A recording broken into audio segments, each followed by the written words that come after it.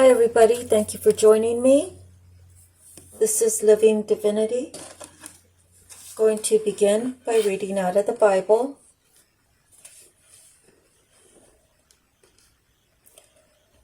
And let me see. We're at Jeremiah 5:7. Why should I forgive you? Your children have forsaken me and sworn by gods that are not gods. I supplied all their needs, yet they committed adultery and thronged to the houses of prostitution. I'm sorry, I actually read that earlier. Let me see.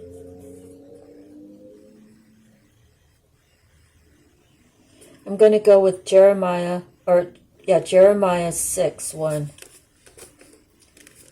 Jerusalem under siege. Flee for safety, people of Benjamin. Flee from Jerusalem. Sound the trumpet in Tekoa. Raise the signal over Beth Hakkerem. For disaster looms out of the north, even terrible destruction.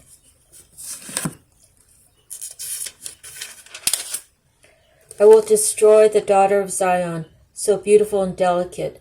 Shepherds with their flocks will come against her. They will pitch their tents around her, each tending his own portion.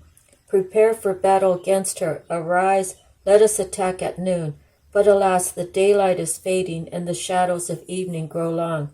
So arise, let us attack at night and destroy her fortresses. This is what the Lord Almighty says. Cut down the trees and build siege ramps against Jerusalem. The city must be punished. It is filled with oppression. As a well pours out its water, so she pours out her wickedness. Violence and destruction resound in her. Her sickness and wounds are ever before me. Take warning, O Jerusalem, or I will run away from you and make your land desolate, I will turn away from you and make your land desolate, so no one can live in it. This is what the Lord Almighty says. Let them gleam in the remnant of Israel as thoroughly as a vine. Pass your hand over the branches again, like one gathering grapes. To whom I can speak and give warning, who will listen to me? Their ears are closed, so they cannot hear. The word of the Lord is offensive to them. They find no pleasure in it. But I am full of the wrath of the Lord, and I cannot hold it in. Pour it out on the children in the street, and on the young men gathered together. Both husband and wife will be caught in it, and the old, those weighed down with years. Their houses will be turned over to others, together with their fields and their wives, when I stretch out my hand against those who live in the land, declares the Lord. For the least to the greatest, all are greedy for gain, prophets and priests alike, all practice deceit. So hopefully my next reading will be Jeremiah 6:14. Okay, so let's go with what we have. We pulled the peacock.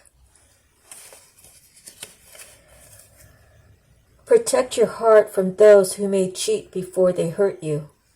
Peacock's call warns of the dangerous approach of tiger and cobra. As forest denizens heed and flee, so you should now fly from the concrete jungle's double dealer and heartbreaker. Cosmic vehicle of karma, Hindu god of love, Peacock knows that although the first declarations of love may be attended by flowers or offerings of ambrosia foods, True intimacy develops later, in seclusion and simplicity. Outward show is a ritual and should not be confused with the realities of long-lasting relationships. Next is the parrot.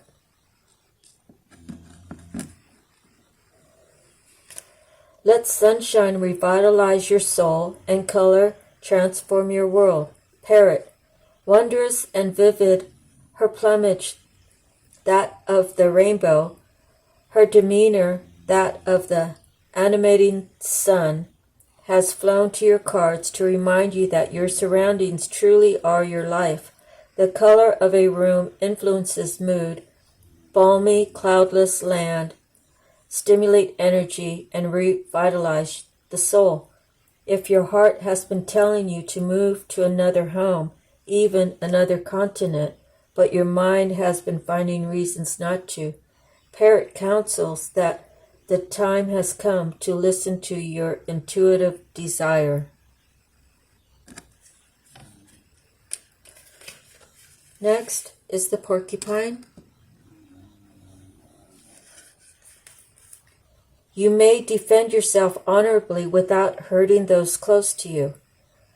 Porcupine trusts in the world, individual but unterritorial. She shares her dens, her favorite verdant pastures, and is rewarded with plenty. But when trust is broken, Porcupine defends herself fiercely with barbed quills, causing even Tiger to defer. Like Porcupine, share your bounty with others, be it material or emotional, and discover that it returns to you tenfold. Trust in others while not hesitating in defense, and you too will garner the respect that Porcupine commands and the happiness you deserve.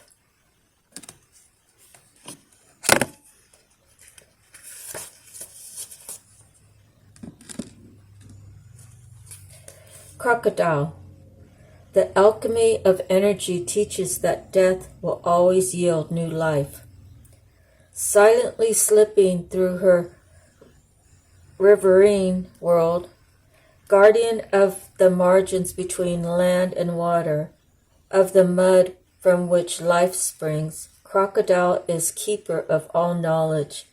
Her wisdom speaks both of the enduring nature of life and its utter fragility, of gentleness and ferocity of how death yields life, and the constant transformation of all energy. If Crocodile has swum to you, the time has come to examine the primordial mysteries of life and prepare yourself for rebirth and the wonders it will bring. I love that card because death comes in many ways. There's the actual physical death, which I don't believe people actually die. I believe that the body has expired and the spirit runs free. And then there's the death. There's death when, say you have a bad habit, like smoking. When you decide that you want to be healthier and you want to breathe and you want to extend your life and you make the life choice to quit smoking, it's death to the cigarettes. It's death to the monkey on your back that keeps making you go buy a pack of cigarettes and keep smoking, right? So there's deaths in many forms. There's deaths in relationships that end, and after every ending, there's a new beginning. When a person dies, their spirit runs free. They're on the next journey. So, anyways, that's the end of your reading. I hope you enjoyed it. Please share, like, and subscribe for the algorithm of this channel, as well as you will receive notification every time I post. As well, if you do any of those three, or even make a comment of what you think, how you feel that I'm doing my readings, I would appreciate any input. But it also lets me know that you're here with me, and that maybe you are choosing to be one of my people that I can count on, as you can count on me being here every day. That's the end of the reading. God bless. I send prayers that you receive all the abundance in every aspect of your life. I pray that discernment and wisdom is within your reach. I pray that you learn to pay attention to the red flags, pay attention to your intuition, and that your life just gets better day by day. God bless you. Thank you. Aloha. See you next time. Bye-bye.